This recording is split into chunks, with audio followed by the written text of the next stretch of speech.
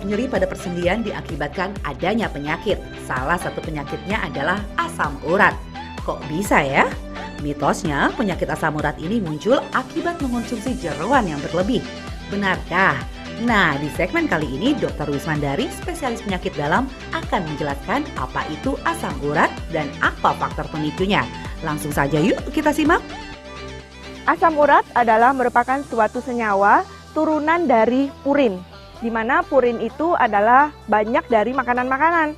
Jadi kalau kita banyak makanan yang mengandung purin, asam urat kita akan meningkat.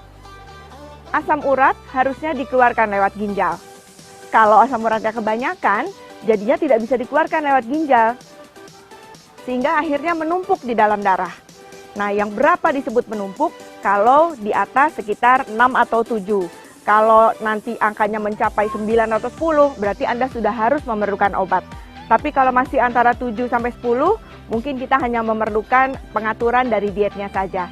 Yang disebut sebagai faktor risiko untuk seseorang mengalami peningkatan asam urat adalah hal-hal berikut, yaitu makanan-makanan yang banyak jeroannya, kemudian seafood, emping, daun-daunan hijau. Nah, itu makanan yang banyak mengandung asam urat. Kalau makanannya banyak itu, ya asam uratnya tentu akan meningkat. Yang kedua adalah orang-orang yang dengan berat badan berlebih. Orang-orang dengan berat badan lebih itu kecenderungan untuk meningkat asam uratnya jauh lebih tinggi dibanding orang-orang yang tidak obesitas. Yang ketiga adalah orang-orang yang memiliki penyakit tertentu. Misalnya dengan diabetes, hipertensi, kolesterol. Nah, orang-orang seperti ini itu cenderung asam uratnya memang meningkat. Yang berikutnya, yang keempat adalah orang-orang dengan keturunan keluarganya asam uratnya tinggi. Orang-orang seperti itu kecenderungan untuk asam urat tinggi, bahkan di umur muda pun itu sudah sangat tinggi. Ya. Yang kelima adalah orang-orang yang berusia lanjut atau laki-laki. Kebetulan berbagai penelitian mengatakan laki-laki itu memiliki kemungkinan asam uratnya tinggi lebih besar dibanding perempuan. Ya, itu adalah orang-orang yang memiliki kecenderungan atau memiliki faktor risiko untuk asam uratnya tinggi. Gejala asam urat antara lain nyeri di sendi-sendi. Sendinya yang lebih spesifik adalah di tangan, di kaki. Itu kalau ada nyeri-nyeri, kemungkinan besar adalah terjadi peningkatan dari asam urat. Kemudian, selain nyeri, ada kemerahan di sekitar itu. Itu juga kemungkinan ada asam urat. Berikutnya, ada pembengkakan. Jadi selain nyeri, tapi ada bengkak atau benjolan di sekitar itu, nah itu kemungkinan juga adalah asam urat. Agar tetap sehat dan fit di masa pandemi ini, melakukan olahraga dan mengkonsumsi makanan sehat seperti buah dan sayuran tentu harus Anda lakukan. Tapi mitosnya mengonsumsi sayuran hijau dapat menyebabkan asam urat. Wah, alih-alih ingin sehat justru malah kena asam urat. Tapi itu fakta atau mitos ya? Itu fakta. Namun, mesti diingat, seberapa banyak kita mengkonsumsi sayuran hijau yang bisa menyebabkan asam urat. Karena nggak selalu kalau orang makan sayur kemudian besoknya jadi asam uratnya naik. Kenapa? Karena dengan konsumsi dengan jumlah yang cukup, itu justru akan menyehatkan. Karena kita butuh sebenarnya sayur-sayuran. Kita butuh serat dan juga mineral dan juga vitamin yang ada di dalam sayuran-sayuran hijau. Sehingga jangan dihindari, tetapi makanlah secukupnya. Fakta mitos selanjutnya, asam urat hanya dialami oleh orang tua saja. Benarkah? Bagi Anda yang sudah berusia lanjut, tentu harus waspada ya. Tapi itu fakta atau mitos ya? Yuk tanya lagi sama Dr. Wismandari. Itu mitos. Orang-orang yang dengan faktor risiko itu bisa mengalami peningkatan asam urat. Faktor risikonya tidak hanya orang tua, bisa juga tadi sudah disebutkan orang-orang yang dengan obesitas atau berat badan berlebih. Kemudian orang-orang yang dengan genetik, jadi keturunan gitu ya. Orang-orang yang memiliki penyakit tertentu, itu juga bisa mengalami asam urat yang tinggi. Nah, kalau memang itu ada, bisa juga pada usia muda.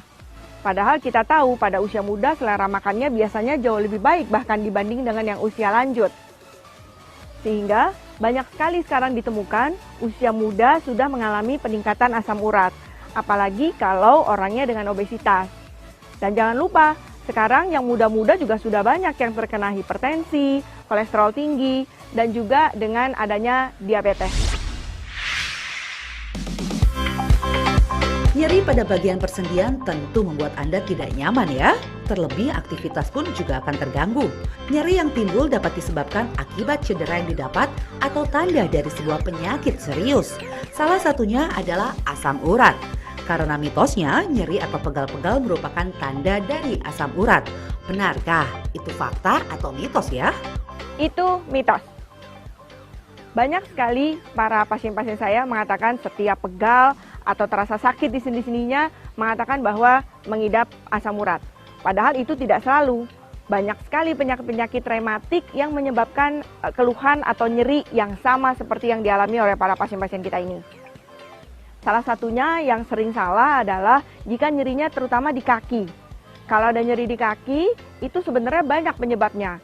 Bisa ada peradangan karena tendinitis, jadi di tendonnya yang ada peradangan gitu ya. Kemudian bisa juga karena misalnya keseleo, itu juga bisa. Dan masih banyak lagi penyakit-penyakit rematik yang menyebabkan nyeri di sendi-sendi, baik di kaki, di tangan, maupun juga di telinga. Karena kadang-kadang penyakit asam urat ini ditandai dengan adanya benjolan di telinga. Supaya asam urat Anda tidak menjadi lebih berat, ada baiknya Anda menyimak tips dari Dr. Wismandari Wisnu, spesialis penyakit dalam berikut ini.